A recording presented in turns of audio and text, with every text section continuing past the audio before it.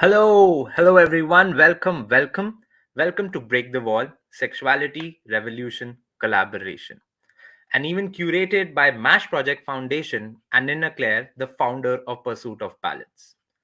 Break the Wall is an event supported by Condom Alliance and Durex, with our very own media partners Quint Fit, Daily Hunt, and Josh, with our institution partners Shivnada University, and our knowledge partners Purpose. At Break the Wall, where we're talking about all things to sex, sexuality, reproductive health, and rights, yesterday was a power packed, exciting event. We had a great day, started with Mr. Ravi Bhatnagar, the Director of Partnerships and External Affairs at SOA Reckitt, as a keynote speaker, followed by a panel of multiple people who are the know-how in the field and network of SRHR, talking about the role of multi-stakeholder partnerships in the network to promote SRHR. The day ended on a very exciting note with a very own Nina Claire with Dr. Anvita Madan, who is a psychosexual and relational therapist based in London. Yesterday was one of those days which really cleared out many questions for me. And being a curious mind, I'm telling you, oh my God, what a day it was. Ladies and gentlemen, right after this panel, we have an exclusive workshop on masculinity with YP Foundation, for which the links are going to be flashing right now on your screen. So do take note of those links. And after that, we right now have a panel talking about discussing collective responsibility for youth and youth organizations to collectively build a movement for SRHR. So, without further ado, I'd like to welcome Mr. Saddam, who is our moderator for the panel discussion. Mr. Saddam Hajbam, founder of and CEO of Ya All, a great organization based out of Manipur, Imphal. How are you doing? How's the day going, sir? Hi, Mohit. Thank you so much for the beautiful introduction. I'm good. I hope you are good too.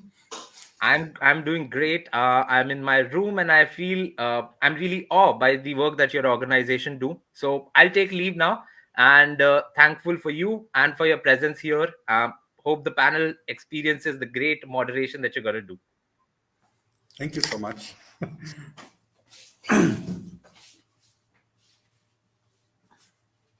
Yeah. So thank you, Mohit, for handing over the session to me. And good evening, everyone.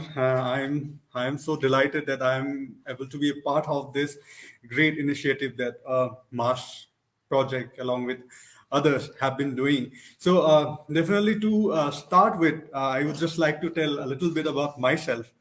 My name is Saddam Hanjavam, and I'm from Manipur in the northeast, and I am the founder and chief functionary of YAOL, which is Northeast India's first registered LGBTI and youth-led and focused organization based in Imphal.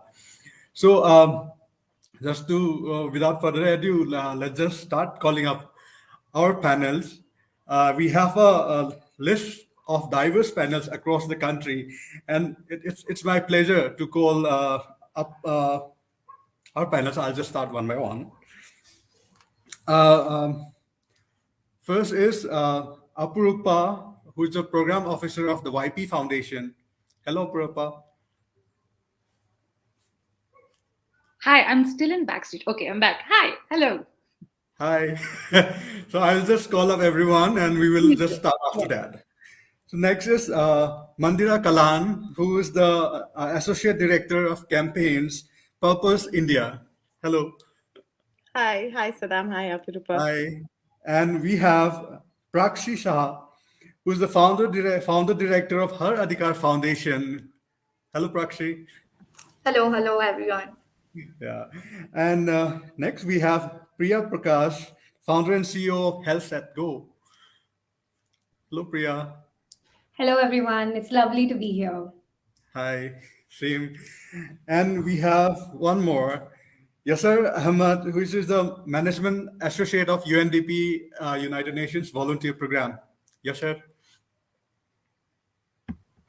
Hello, Saddam. Hello, Hi, everyone. hi, everyone. Hi, hello, everyone. So we have six of us are here, and we are from different parts of the country doing different works, and it's such a pleasure to see all of you together in this panel. And definitely, I have been following some of your work, and it's unbelievably very motivating to see such diverse people working in diverse areas, but connected by one issue, that is youth people issue on our health and well-being. So we know, just before starting, we know that India is a big country, and we have a majority of young people who makes up the population more than about 30% from the National Youth Policy in 2014 that we realized. But we often know that the society or other stakeholders often ignore the sexual and reproductive health and rights. When we talk about such issues, society often ignore it. But we also know, as young people leading different organizations and different collectives, that we as a young people have a big responsibility in youth organizing and youth collectivizing the issues. So here we are today to talk about what we have done and what are the things that we can inspire some more other people from the work that you folks are doing. So I will just start with the common questions for everyone.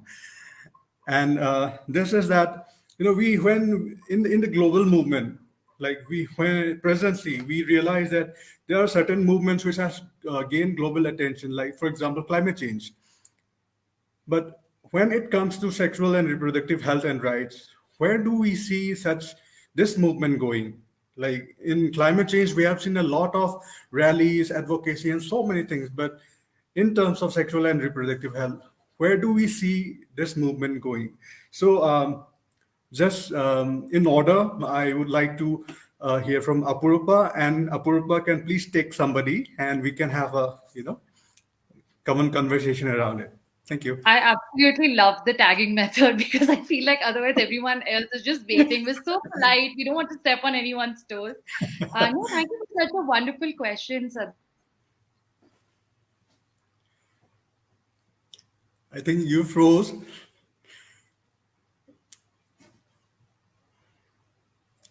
Apurupa just froze, I think. Or is it me?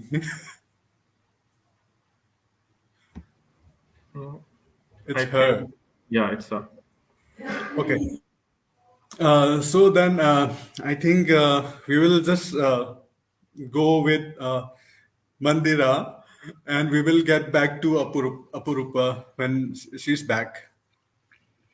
Sure. Thank you, Saddam. Thank you for great to be here. So it's such an interesting question and such an interesting idea about how do we, where are youth movements, especially with regard to SRH. We've seen such power that the youth have brought to the climate movement globally. And yet sexual and reproductive health is not, while it's such a critical issue for youth across whatever issues you're looking at, it comes in, it's relevant, and yet so much of the narrative is continuing to be set by people who are not young people. It's being set by gatekeepers, it's being set by policymakers. And so there is such a critical need at a movement level to shift that narrative, to bring in youth perspectives, to bring in what is important to young people when it comes to their own sexual and reproductive health. And I think that is really where some of the maximum movement building on SRH needs to happen, so that we can drive change, drive narrative change, drive shifts in thinking, drive shifts in social norms, and really have a youth perspective on what SRH means to them, rather than what it may mean to me or somebody like me. And I'm going to tag out, and Prakashi, love to hear from you. Yeah, sure. Thank you. It's Prakshi, but no worries. No worries. Yeah, so I mean, the difference between a movement like climate change and something like sexual and reproductive health rights fundamentally is the shame and stigma which is so intrinsic to our culture, especially in South Asian countries. So that is why gaining momentum for a movement like SRH is slightly more difficult. But young people have been giving us a lot of hope. Like, I did not imagine, like 10 years ago, the amount of conversation, the amount of noise that's being created by sexuality educators just on the internet would be happening. None of us would have imagined, right? So progress is happening, and it has to involve multiple stakeholders. So you have to be on the internet and influence young people. You have to be on ground and work with like grassroots communities, young people, like school children. Like my organization does a lot of work with school children. So we have to involve different stakeholders and gain momentum slowly and eventually. And I will be tagging, I think, Priya. Thanks a lot, Prakshi. And, I think Mandira and Prakshi both have made extremely valid points. I think representation of the youth is extremely important.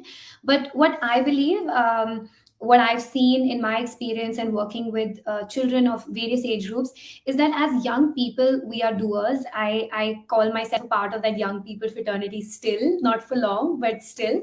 And, we want to take action. I think we're very action oriented. And 2020 started what I would like to call a decade of youth activism to bring about some of these changes to achieve the SDGs. So I think it's not only that people are focusing on one issue, I think people are focusing on multiple issues. Possibly climate change has got a lot of PR and publicity around it, but I see young people all around creating a positive impact on society, breaking many preconceived notions, breaking down walls of perception and what is considered culturally right and wrong. I think what Prakshi was saying. And I think youth today are shaping a new culture which is more open and more transparent. And it's a culture of discussion. It's the kind of thing that we're doing today, right now, where people, are all on the same platform and we're discussing this important point. So, as a collective force, I think young people have extraordinary potential to mobilize and influence, really like tangible change. And even with my organization, Health Set Go, I've worked with, over 250,000 young people in schools as well across the country. And if there's one thing that has never failed to surprise me, is that the youth's drive to take it upon themselves to create awareness. If today you look at social media, it's flooded with young people talking about various issues, and I think including sexual and reproductive health. It's just that is a movement that, like, what was being mentioned, it really needs to be talked about more, be the highlight of more such discussions. If we have a COP26, then let's do something on sexual and reproductive health as well. So I think then it's when it's going to gain the limelight. But I think young people are definitely doing things, and it's not left behind. It's just that it needs to be highlighted more often.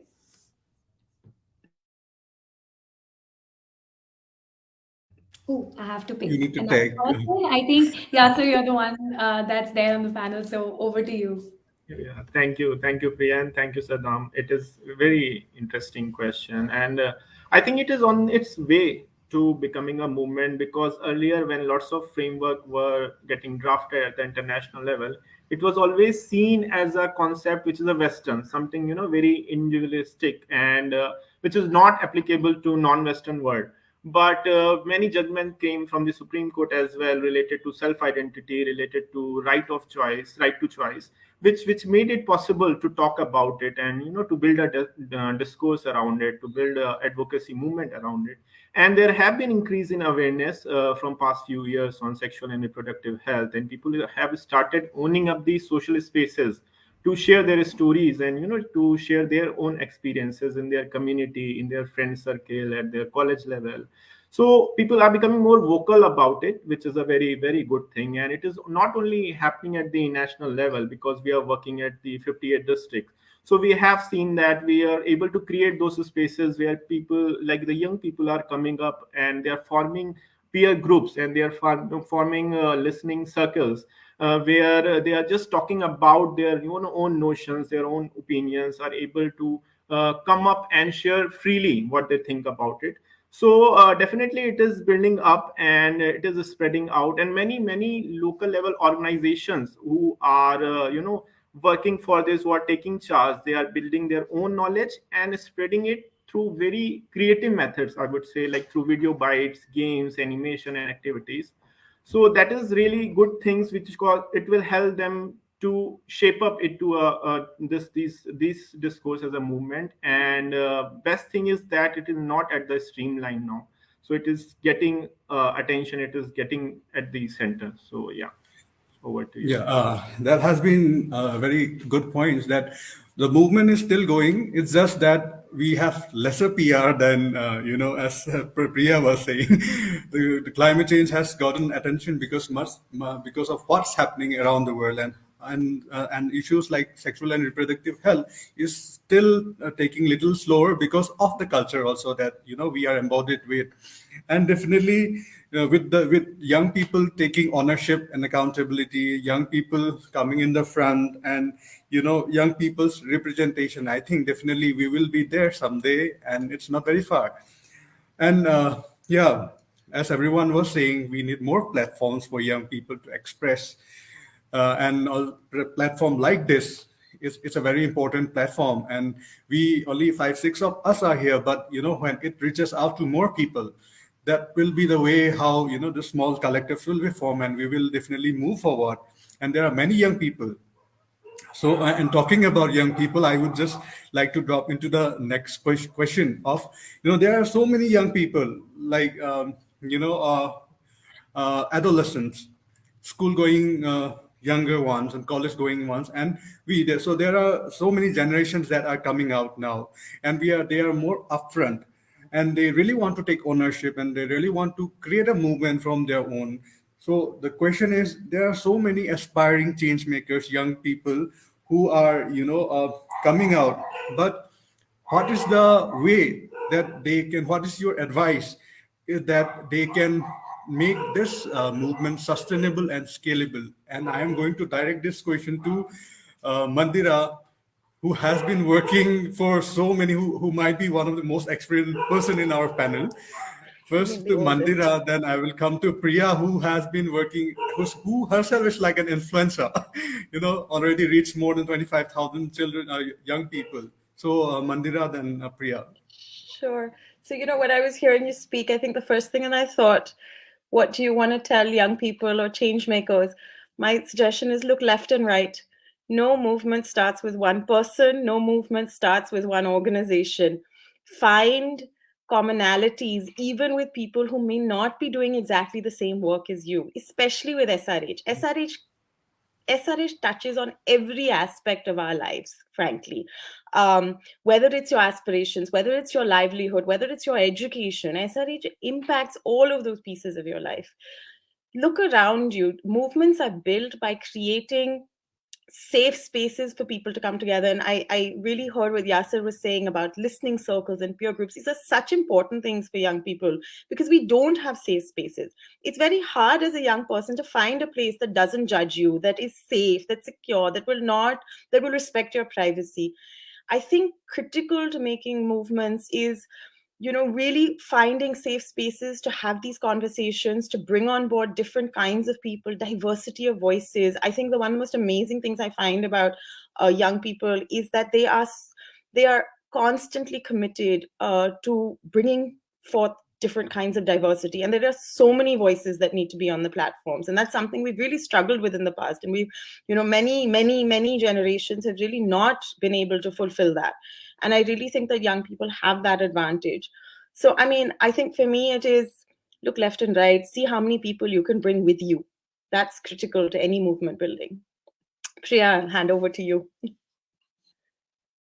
Yes, I 100% agree to that. And I think if anyone's watching this who are young and fired up to really take action on something and you don't know what to do and where to look, again, looking around, I think even if you don't want to bring people with you, I think there's a lot of pressure of maybe being a leader in the situation. There are a lot of existing movements that are happening around you. There are a lot of NGOs, there are a lot of groups, there are a lot of people who are already doing this. So, I myself am a part of a lot of campaigns on different social issues, simply because I tried to connect with people. I went online, I saw a lot of movements that are happening around me. And, I also started working on something. So I think this is something which is there. You might find this mostly in your local context around you in your city if you actually look for it. I think youth around the world are rallying behind movements. There are campaigns that bring together, young people from around the world as well. So you don't have to feel alone. You can literally connect to a person in another country who might believe in the same cause as you, and you can actually interact with them and exchange ideas, which is fascinating because of the virtual way that we're doing things. And I think a lot of young people are also doing things in relation to policy change. They're putting pressures on governments, on businesses, that these are the changes that we want. So So I think the potential is a lot. If you feel like you don't want to be the person starting a movement yourself, you can also look around. But if you're somebody who feels like there's not enough happening in my community, in my society, I think definitely young people are leading the world, as I said. So if you feel like you're doubting yourself, don't. If this could be that message to you, I think everyone here on the panel is also role models here. You can actually do it.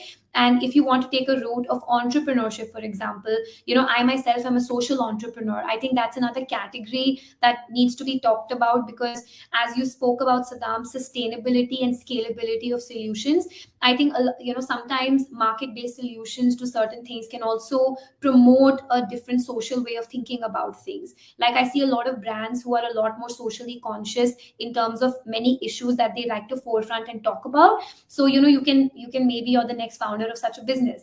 So there are a lot of avenues, and I would definitely go with what Mandira also said: look around and get inspired. Back to you, Saddam. Yeah, that is something which I think many of the young people are also doing here in India and in different corners of the country, because we are faced, even if we look in the last 2 years of how COVID has affected everyone, but everyone is sitting at most of us, and everyone is sitting at home, but the movement is not. We are not letting down the movement, because we may be alone, but our collective movement, our collective forces from our own different regions, we are still, making it impactful. And it's very insightful that when Mandira was saying about the diversity and different voices, because if we look into the country again, when I say diversity and inclusion and equity, it's a very big term, but somehow we are not able to reach out to every person and every young people in all the corners of the country. So it's very important that we bring out different voices and look around us and see what you can do in your own regions, like how we are working in Manipur in Northeast somehow. And definitely Priya's idea, Priya, you are just amazing. But like we I think we all can agree with what we were saying, that no one is alone, like, and no movement is small. Everything counts. The smaller movements that we are working from our own areas are huge, and this definitely counts a lot. And as we were mentioning about policy changes and coming to policy, I would like to come to Yasser and Prakshi about this. Is that many when we do advocacy, young people do advocacy, does it really affects youth policy making? Or when we talk about sexual and reproductive health, when we advocate a lot, when you were also talking about informal collectives, listening circles, and many other volunteers doing their own work in their own region. So how do you think that such advocacy by young people is impacting youth policies? Or is it helpful or is it not, from both of you? So yeah, thank you, Saddam. And regarding to the question of youth advocacy helping the policy, because definitely it is a very very big source of say information, because we are working very closely with the Ministry of Youth Affairs and Sports. And when ministry was working for formulating the National Youth Policy 2021, and we were working very closely with them.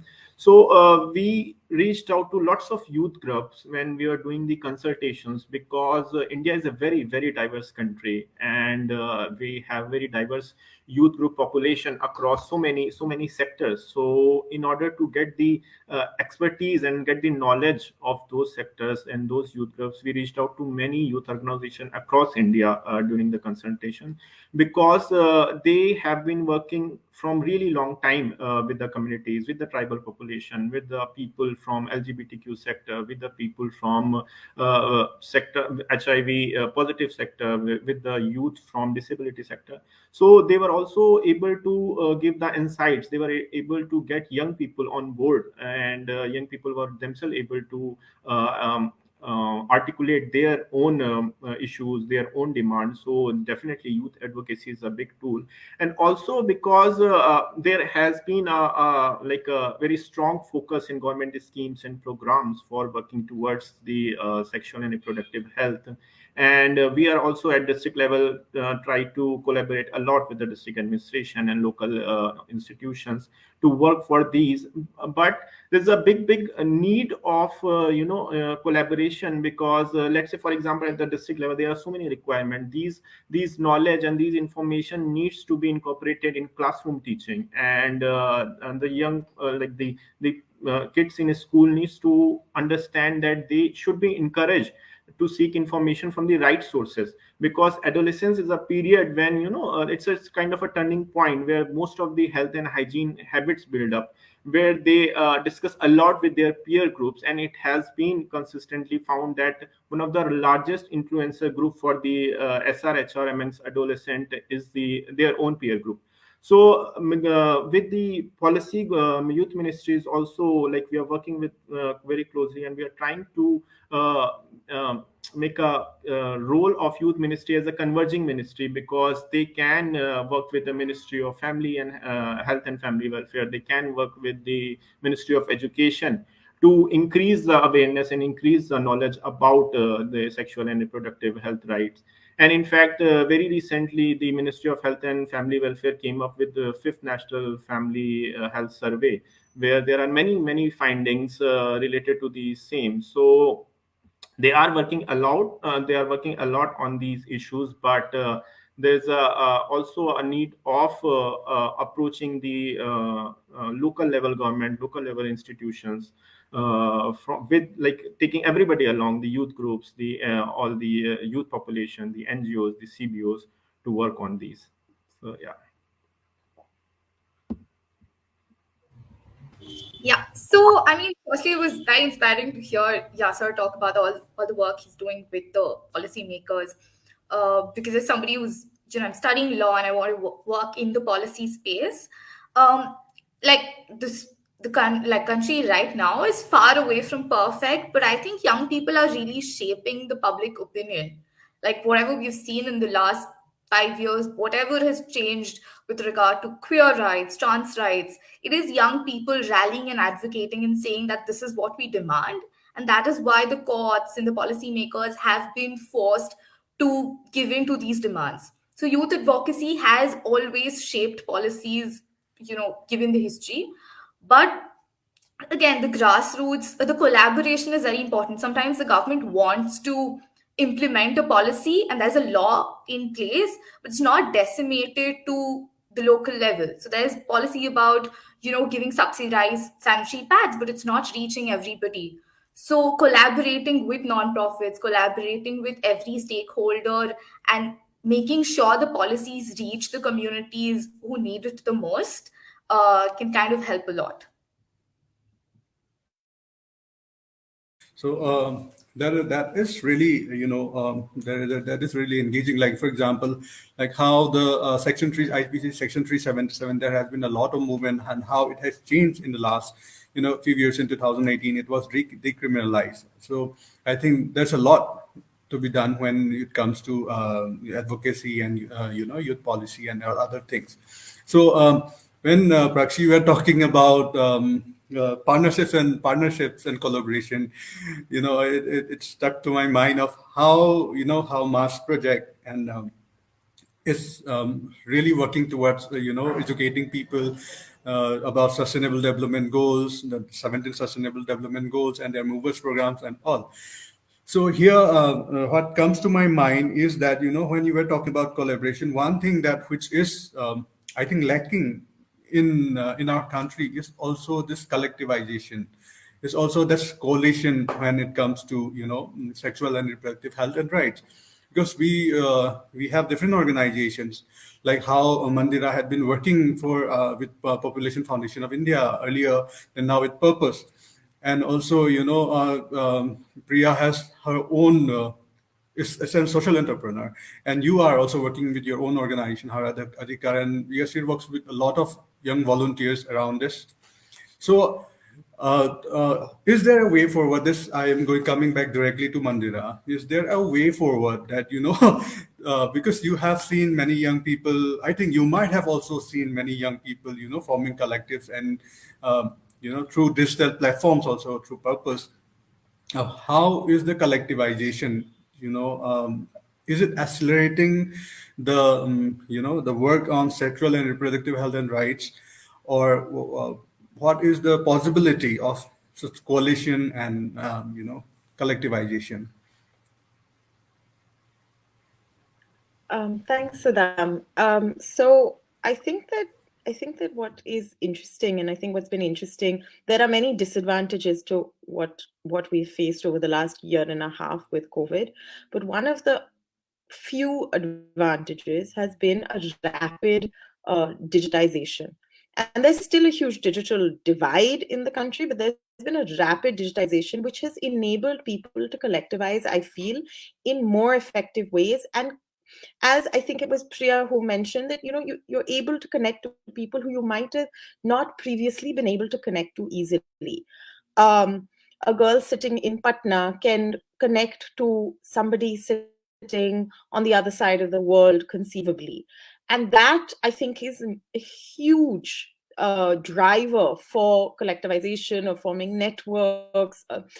And I think there's also the driver of wanting to be part of something larger than just themselves. I think the internet, it has opened up globalization. It has encouraged us to want to be part of something larger. And so I do think that it is increasing collectivization, increasing coalitions, networks. I think that people are coming together, young people are coming together. They don't see the need to have the normal formalized structures that we used to have, that you create an organization and you must have a society and there's a CEO and an operating structure. I think that there's been a democratization of some of that. People come together in all kinds of interesting ways online. Yet, I don't think it yet spreads entirely to SRH. It's on multiple issues, and I think that slowly it will move to SRH. We have to drive that process, but it's not. And I think part of it is about finding the common themes, reaching out to others, working on similar things, reaching out to others with similar or different points of view. And I think that also finding ways to effectively bring along those who are not accessible to digitization. And I think that's where our incredible NGO and CSO networks in India have so much potential, because they bring an entirely different set of audiences to the table. And so I think that the future of collectivization and coalitions is one that brings both online and offline spaces in these really kind of almost syncretic ways, and brings young people onto the same place. I think it's happening, and it's quite interesting and exciting. I would like Priya to add on it of what Mandira had been saying, and definitely to Yashar and Prakshi. I think Mandira did encapsulate a lot of that. But one thing I'd say about collective ideation is, again, youth representation. I'm coming back to that because young people are often not represented in youth-related issues. It always blows my mind how there are so many consultations in various parts of our own country as well. And I've been, sometimes the only young person part of conversations about young people. And I sometimes feel that most of this is very tokenistic right now, that young people are placed in discussions from a very tokenistic point of view, that okay, there's a checkbox of young people and it's been ticked as that one young person who was there. So I think there's a lot of evolution that's needed in youth representation, and not only in discussions, but also as active parts of companies' boards and advisory panels. It would be very refreshing to see young people on the boards of certain organizations. And I think now young people really want to be looked at as, our opinion is valid. Just because we lack experience doesn't mean that we're completely disconnected. In fact, we are going to be the solution to a lot of things. We are the people bearing the consequences of a lot of issues in the world right now. So we should be there to form solutions for those things, because we as young people are going to inhabit this planet for a much longer period of time, right? So whether it's in terms of SRH or climate change or any policies that are out there, we are the ones going through the consequences of policies made by people who are way older than us. And so I think that's why that aspect, of course, collective ideation virtually is great and everything. I would really like to see governments, organizations, bring young people actually and take them seriously as part of some of these decision making, collective ideation processes.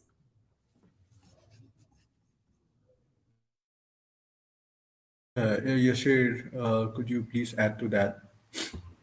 Yes, definitely.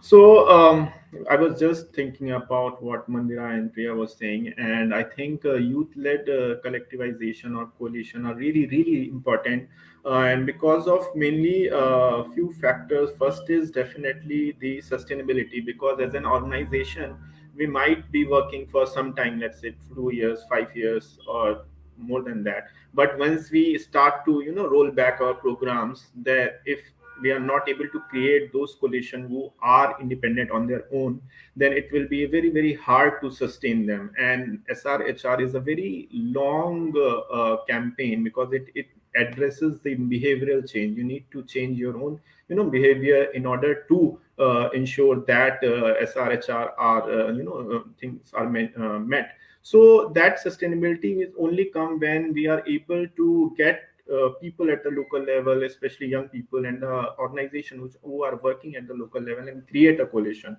For example, like when is we are working in West Bengal, and in the Malda, we had a group of women who had the knowledge about creating a very low cost sanitary pad, but they did not have those resources or training in order to make it a good, sustainable, viable business. But we are able to get in touch with local organization, who first organization help us to raise fund to get the machine, so that they are able to produce those pads. Second organization help us to door-to-door campaign, because the women were not very comfortable of going and selling it, but they help them to how to reach out to community, how to talk about it, how to get them on board.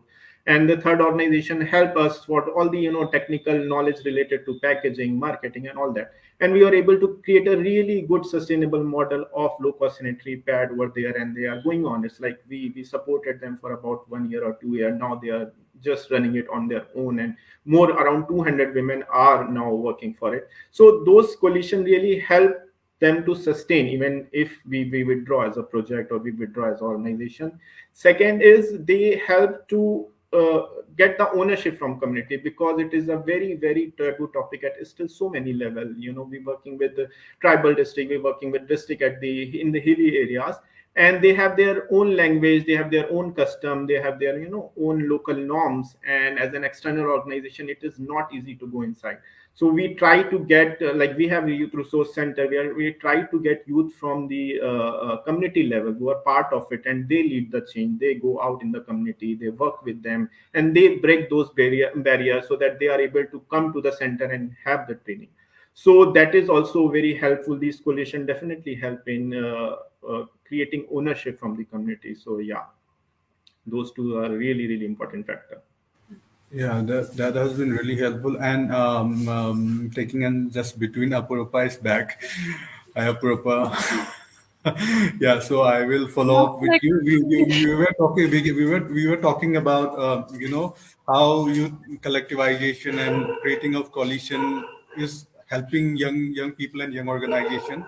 So we were just discussing, and I think I will be going to Prakshi for now, and I would like you to join in with when you give your opinions about how youth collectivization. There are so many young people collective in different regions, and they are so scattered. And times like COVID and crisis, and the topic itself of sexual and reproductive health needs a lot of it's still a very stigmatized and taboo topic. So how does this coalitions and collective is helping young people?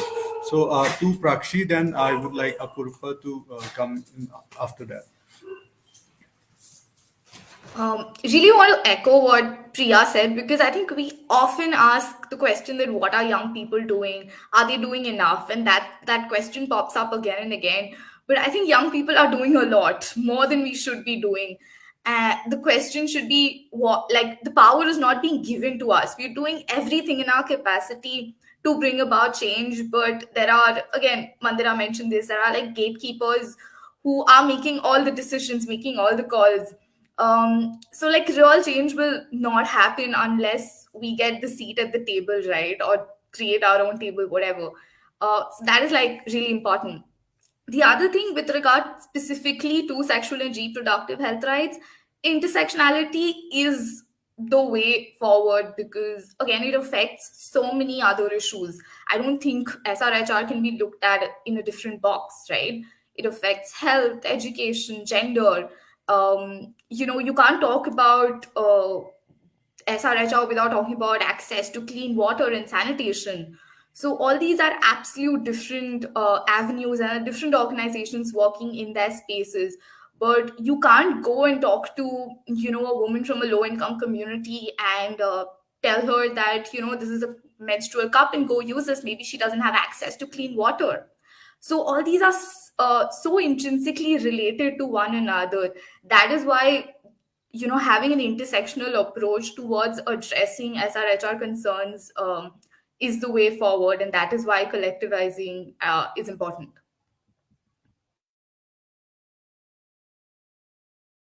Yeah, Aprupa.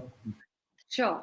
No, that was so beautifully put, Prakshi, because it's also important for us to recognize that when we say youth and when we say young people, it's not necessarily a homogeneous group, is it? And like you mentioned, intersectionality, like this conversation is so incomplete without mentioning caste in the Indian context, and how that impacts, let's say, one's mental health or access to healthcare services. Also, with regards to building a collective movement, I thought that, I'll take a minute to introduce YP Foundation initiative called Knowledge Hub. So what we essentially do is during the pandemic, we realized that we might be an organization that's worked in this space for several decades, and there are so many other such organizations, including like a lot of young organizations doing very interesting work led by young people, and like Prakshi and Priya rightly pointed out, give young people a seat at the table, like invite their opinions from the very beginning. Like those consultations cannot happen at the fag end once a policy has been framed. So essentially what the Knowledge Hub does is it's a consortium of sorts of organizations, young and old, working in the space of SRHR, to exchange best practices and to also like go on this journey to to co-ideate, co-learn, and work on capacity building as a collective. Like how many SRHR organizations actually speak together, speak to each other? How many of them actually work together? I think that's also worth exploring in this context. And what we're also trying to do through Knowledge Hub is to also create a handbook of sorts, which will then foster community and stakeholder-led dialogues on advancing SRHR. So not just is it a space for learning, but there's also a concrete sort of handbook that comes out of it, which can then be disseminated among other organizations. And this is just one small effort in the space of like a collective movement, right? And like it needn't always look in a particular way, and we're well within our rights to even decolonize our ideas of what a collective means, and how organizations and young people can come together. Thank you so much. That has been opinion from all five of you has been really helpful, and it really shows the ground reality of what what is needed and what is lacking. And definitely, I also, as a young person, working with young people in the Northeast, like when Prakshi and Anup were talking about intersectional approach, it definitely needs a lot. Like One India model doesn't work anymore, and we need to localize the context, or even if it's just about education, it's just about creating a leaflet or creating an IEC material. It cannot only be in English all the time.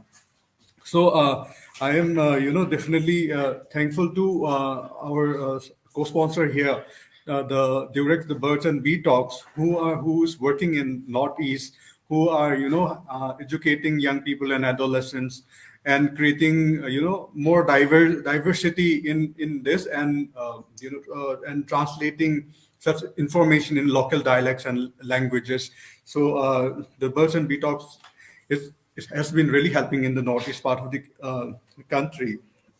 And definitely, when we were talking about this collectivization, there are also certain issues of how crisis and also the digital divide, as Mandira was saying, that we might have changed things to digital, but not everyone is accessible to internet and mobile phones and everything. So yeah, we need a lot on co-creating and co-ideation, and definitely power has not been handed over to young people. That has been one thing Priya has been saying, one thing Prakshi has been saying, Yasser has been saying about how definitely we need to have, that was a very beautiful example from West Bengal that Yasser gave of how we young people do not have resources, but with right, coalition, with right collaboration, we can definitely make a huge impact. So definitely sorry that we हम लोग आज हिंदी में बात नहीं कर सक रहे हैं मेरा मुझे भी हिंदी ठीक से नहीं आता है but I at least try to but looking at the larger audience, we have been moderating this in English. Sorry for that. Hopefully, my team, our team from Mars Project Foundation could take that note. And definitely we are coming to the end. And before that, one important question for everyone. I want you to give your honest opinions about this thing, that we as young people are very restless, like, because when young people come out to do something, they come out with a lot of passion and a lot of energy, but this energy has not been tapped. No, because they do not get the right hand holders, they do not get the right people to navigate them. So last question is, please motivate us from your experiences, motivate the young people who are watching this, who will be watching this, and through the digital partners like Purpose is there, and Joe's, Cupid, and all the partners, Delhi Hunt, all the partners are there. They are live streaming it across platforms. So one concluding remarks, one advice from all of you each. And again, I'm coming back to Apurupa. And please take next person from your side, and please continue with that. One advice.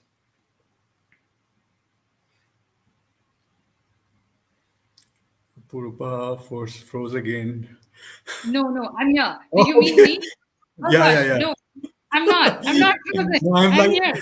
If I can freeze you. No. No, Please, boss. I'm the comic relief girl today. That was basically my role. Please go ahead with what's your message to the young people who's watching this Sure. and who wish to do something bigger? Yeah, for sure. I think, like, first and foremost, like, mental health affirmative advocacy is so important. Your mental health has to be prioritized. Please pay heed to your body mind, and please also hold space for the restlessness that you're experiencing. It's valid. Your rage is valid. It comes from not just what you're experiencing and seeing right now. It comes from a lot of intergenerational trauma as well. So youthful rage is actually really powerful. But at the same time, as much as restlessness is amazing, and it can be such a great impetus to also, like, look at change and to also start implementing change, I'd also say rest is equally important. And rest is revolutionary, and one must also, like, come out of this capitalistic trap that you are how much you produce, especially as folks working in the social and development sector, especially as folks, young people who are interested to work in the space, who are doing some incredible work in the space. Remember that to fight the good, you need to prioritize lots of naps. And on that note, I'd like to tag Mandira.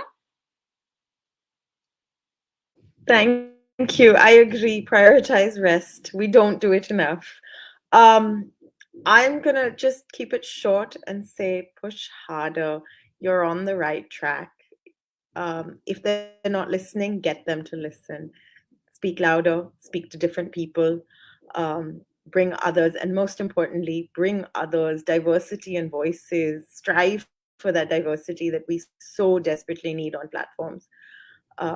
And yeah, I'm going to pass it on to Yasser. Thank you, Mandira. And I think I have just one thing to say, that youth population have lots of power to bring any change. So even if you look at any big movement, youth have always played a bigger role. So don't think that you don't have any big platform or organization to work for it.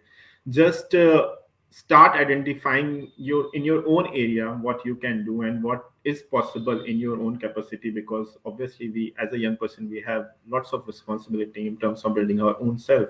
But with that with when but we also with that we also involve ourselves in lots of volunteerism, and volunteerism has lots of power. So just identify the areas which is possible to work for in your own vicinity and start doing, and just don't wait for say any big organization or movement to support you. You can start your own movement, and when you have very clear message and good intent, you will succeed for sure. So you can start from your wherever you are. That's it. Sorry, I would like to tag Priya. Thanks, Yasser. So I was just wondering what to add to all of this, echo everything that's already been said. But I would say that I really believe in be the change, you want to see in the world. And it's something that's I live by. It's really echoed with me. So even if you're not looking at the larger movement and being, the Greta Thunbergs of today, I think if we just create that change within our own lifestyle, because I feel like anything global that we want to change does start with personal action. And if you can change those things about yourself, you're yourself going to be a role model for other people. People will look at you and say, okay, wow, look at this person living their life this way, I want to be like that. So you can be a role model for a lot of people just by being yourself. Try to create these changes in your own life and try to be that change, and then I'm sure other people will get attracted to what you've brought to this world, and they'll start following the same things. So that's something I would like to leave all the young people with. And Prakshi, over to you. I don't know if I'm fit enough to give advice as the youngest person on this panel. I'm 21 myself, but I'll tell what what like I do and what I've been doing. At 16, the first thing I did was like I wrote a DM to somebody on Instagram because I wanted to volunteer at their organization, or that was like a self-publishing website where I just started writing, and I was really angry and so many things I had to tell, and nobody was just listening. So I went on the internet, I was writing. So, you can do really small things. Again, a lot of people have said that you can volunteer, you can write in places you want to, you can go out there. I myself did a lot of, I think I did a lot of unlearning because, coming from I came with a certain set of privileges. As an upper caste cis-het woman, I did so much unlearning. I read so much. I spoke to people around me, my friends, my family, who were not open to these conversations. So you can just do a lot in your capacity. You don't have to do crazy things, as Priya rightly said. You don't really have to move the world, but just starting small really counts, I think. Thank you, everyone, for your Since I didn't get to insightful. speak much, may I also button with another piece of advice, if everyone's okay Yes, with please. that. Last, yeah. I mean, I'll get as much stage time as I can at this point. No, I think, such lovely things that everyone has shared, not just from their professional experiences, but also from their lived experiences, which are so meaningful. I did also at the same time want to point out that it's okay for you to want radical changes, right? It's radical bra-burning feminists that got us vote to right, for instance. So it's okay for you to also say that I'm not about incremental change, I want the change here and now. So your anger and your rage is also valid. Also, volunteering is great, and volunteering is so amazing, and especially we work with so many volunteers at YP, young people coming in, putting in their efforts, but also it bears questioning who is able to volunteer, right? Who are the people who have the time, money, and energy to be able to volunteer? So demanding money for your labor, especially queer and disabled labor, is something that you should do, and there is nothing wrong in that. So don't be afraid to also ask for money as someone working towards changing the world. Sorry, I'm done. Yeah, that is true. That is a lot of thing that which we have been pushing also. That the work that we do should count. Like when if young people have to work, we if we have to make our voice count, then we have to make our work count, and you have to pay for that. That is something that we have to demand definitely for all the time and all the energy that we are putting in.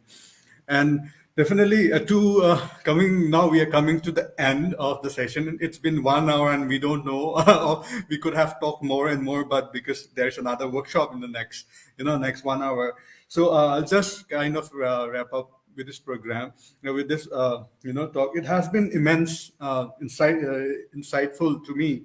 Also, that some of the points that I'm taking away from this session is that one, what Mandira was saying about we have to push it harder. If somebody is not listening, go to another person. It's not that we have to go to the right wrong person again and again. So you can change your route. The destination may be similar. And another thing which Yashar has been saying was about there's a lot of things which we can do even by volunteering, in the sense to find out your ways of how Prakshi also said about when she was younger. She was looking around where she could volunteer and learn the work. And definitely coming back to Apurupa is that that curiosity is right, that rage is right, that anger is right. But also, when you volunteer, don't forget to ask for your labor, because that your time really counts. And coming to what we learned from Priya was a lot of be the change. That's what you were saying. And also, you are not alone, that we are not alone, or we are doing our work in their own, maybe isolately, but definitely the movement is towards the same goals. So with this point, I would like to close this session, and I'm really thankful to the organizers, Mars Project Foundation, then Nina Kler, Pursuit of Balance. Then the power, which is the session, is also powered by Durex, the Birds and Bee Talks, which and institution partner is Siv Nada University, New Delhi. Digital partner is Josh, and media partners is Quint Fit and Delhi Hunt, and knowledge partner is Purpose. So thank you so much, everyone, for your time, and hope to see you again soon. And please take care. Bye bye. Hello, hi guys. I let me just take some seconds. Still, I am alone on the stage. Thank you so much, Saddam. It was great having you. Yes, perfect, cool. So yes, I mean, if I'm speaking for the youth right now, I'm really happy to find so many new ideas to work around, and I see so many organizations, so many people that can take so many ideas from this particular talk. And that was a great session. Thank you so much to each of our panelists, and thank you so much, Saddam, as well. For now, we'll move to the workshop right after this particular panel, which is by the YP Foundation. Mark your calendars for tomorrow, guys. We're gonna have our co-creator Nina Kler with a conversation with Seema, Garima, and Paramita. And thank you so much, each and every one who stayed here, interacted with our particular platform, our panel, for all your lovely comments and all your lovely messages. We've been hearing them, and that is what is going to make this platform go along. Looking forward to seeing you all tomorrow for the day 3 of our e-summit Break the Wall. Have a safe evening, guys, and in the next 2 minutes, you're going to have the registrations page in front of you. Uh, Looking forward to having you all in the workshop as well. Thank you. Bye-bye. Have a great day.